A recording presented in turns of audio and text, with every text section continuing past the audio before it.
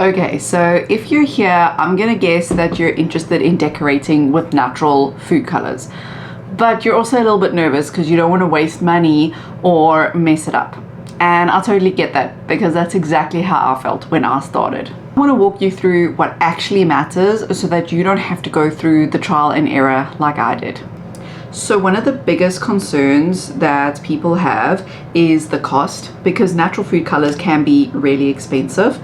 And so when things don't turn out the way that you planned, it can feel really discouraging because it feels like you're wasting money. So if you've ever bought natural color and thought, wow, this turned out super dull, or it doesn't look the way that I expected it to look, don't think that you've done anything wrong. You are not alone.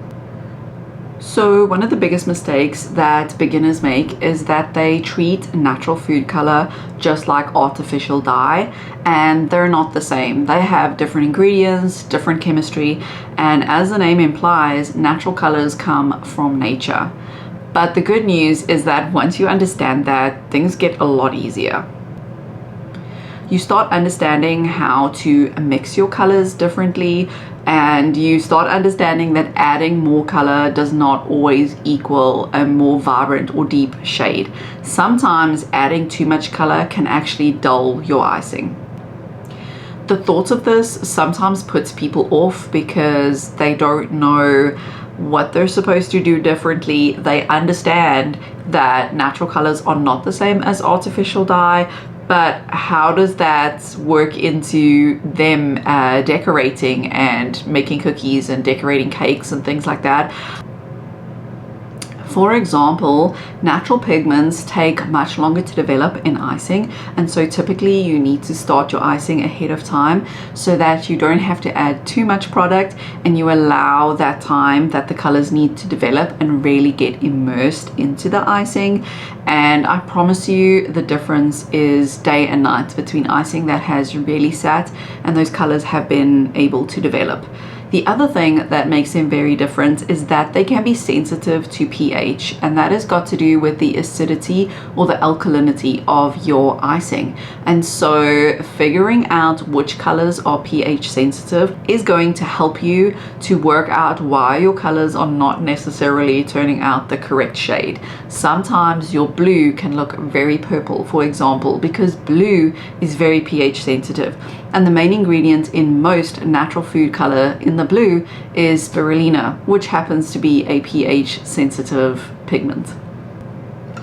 I don't want this video to just be like a bunch of tips that you really struggle to put together and you're not really sure how to implement any of it. So I want to share something that helped me in the beginning when I was using natural colors, and that is to understand that you don't need to get every single shade of natural color that there is. You also don't need to get every single brand that there is, because there are a bunch of really great natural brands, but that doesn't mean that you need to go out and buy every single kind of natural color that there is.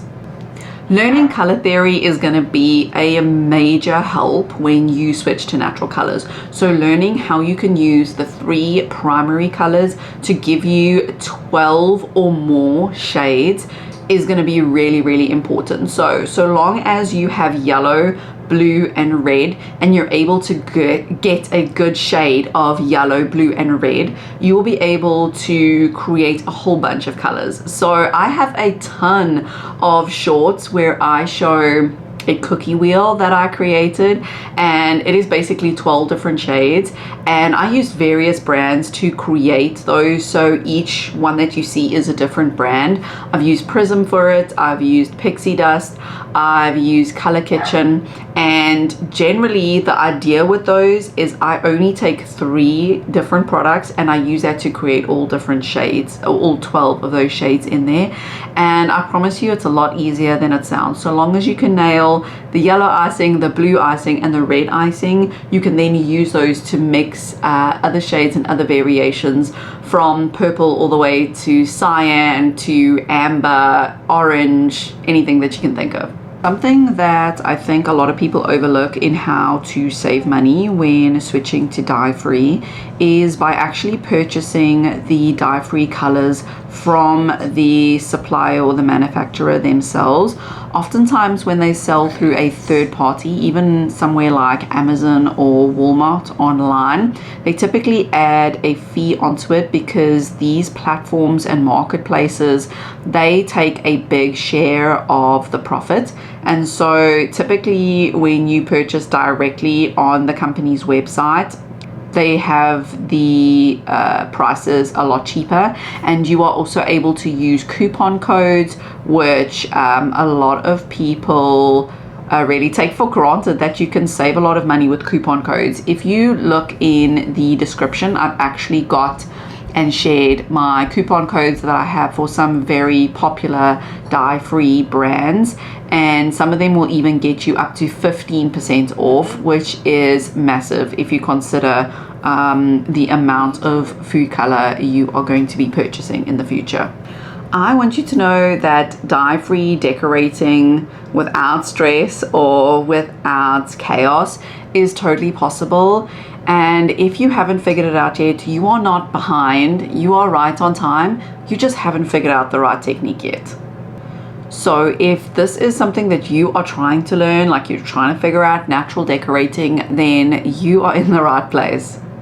I share a lot about dye-free decorating here, how to mix your colors, how to choose between powder-based natural colors versus gel, and everything in between. So feel free to subscribe because I share about dye-free decorating a lot over here. I know that I can help you make the switch, and I can help you figure this out.